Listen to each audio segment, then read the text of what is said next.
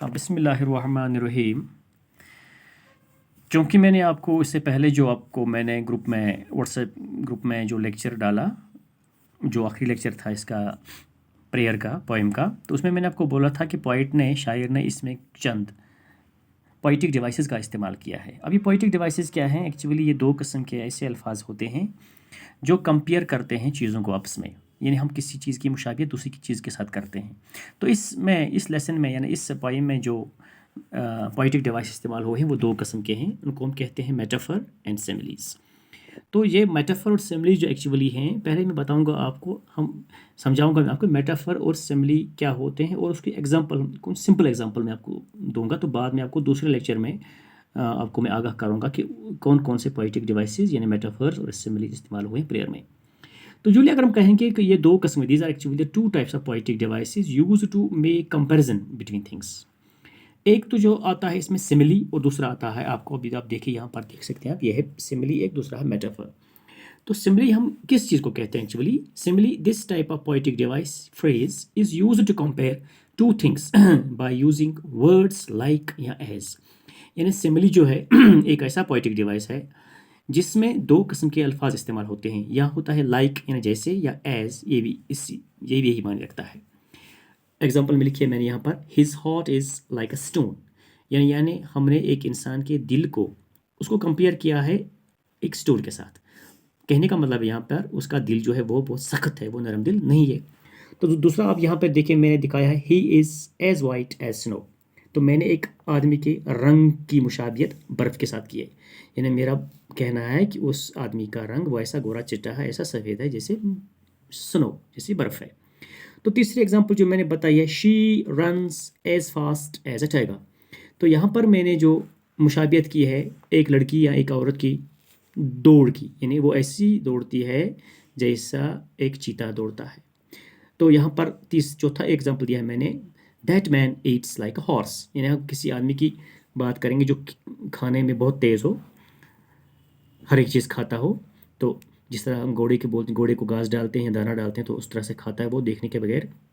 तो उस तरह से हम किसी आदमी को कंपेयर करेंगे, उसकी मुशाबहत करेंगे एक किसी ऐसी चीज़ के साथ तो जो हमें कुछ अजीब लगे या उस किस्म का लगे जो एक्चुअली जिसमें कुछ मुशाबहत हो उसके साथ।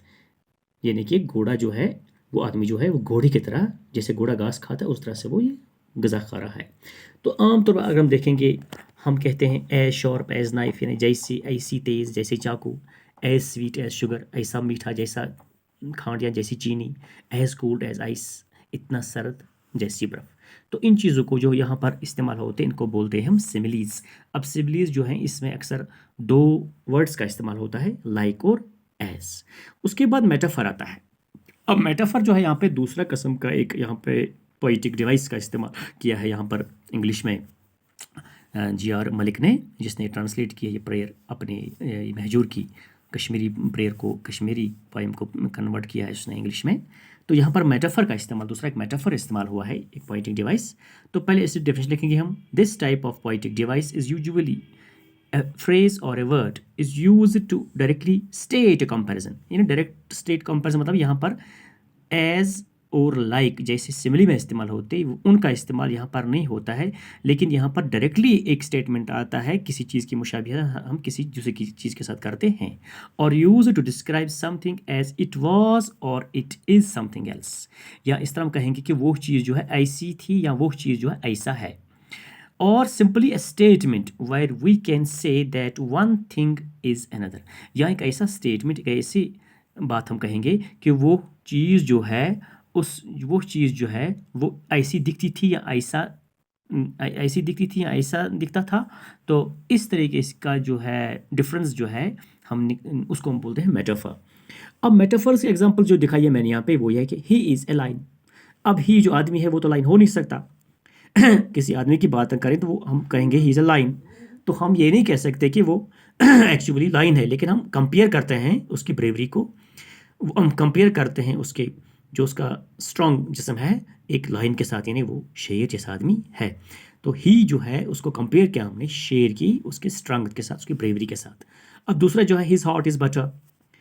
अब पहले जो हमने बोला था कि his heart is like stone, यानी देखिए आप यहाँ देख सकते हैं जो है ये his hot is like stone, उसका दिल जो पत्थर जैसा है। अब यहाँ पर जो हमने इसका एंटोनिम इस्तेमाल किया है, हिज हॉट इज़ बटर, वहाँ पर लाइक या एज था, यहाँ पर लाइक एज है ही नहीं। हिज हॉट इज़ बटर यानी वो नरम दिल का है, उसका नील दिल जो है मक्खन जैसा है। वर्ल्ड इज़ ए स्टेज, इस तरह से laughter is the music of the soul. Laughter जो है हम कहते हैं हंसना जो है, एक आम कहावत है कोटेशन इंग्लिश के कि laughter is the best tonic of health, यानी हंसना जो है इंसानी सेहत के लिए एक बहुत अच्छा टॉनिक है, अच्छी चीज़ है। यानी इंसान हमेशा मुस्कुराना चाहिए, उस तरह से इंसान की दिल की खुशी भी रहती है और उसका सुकून भी रहता है और चेहरे का रंग भी ठीक रहता है। अब laughter is the music of soul, यानी हम कहें सोल का लफ्ज़ी माने है रूह, यानी हम हंसना जो है या खुश होना जो है या इंसान की मुस्कुराहट जो है उसको हम कंपेयर करते हैं म्यूज़िक ऑफ द सोल से। यानी laughter is the music of the soul, यानी हंसना जो है, खुश रहना जो है, मुस्कुराहट जो है वो रूह का एक संगीत है।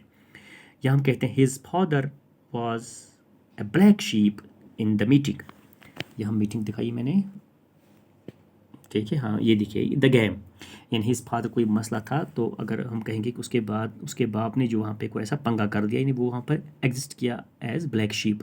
तो इन चीज़ों को, उसके फादर को हमने कंपेयर किया एक ब्लैक शीप के साथ, तो इन चीज़ों को हम मेटाफर्स बोलते हैं। तो मैं आपको ये दूसरे चैप्टर में जो लेक्चर में डालूंगा, फाइनल लेक्चर, उसमें हम क्या इस्तेमाल किए गए हैं मेटाफर्स असेंबलीज इस पोएम में, तो उन पे मैं छोटा वीडियो डालूंगा।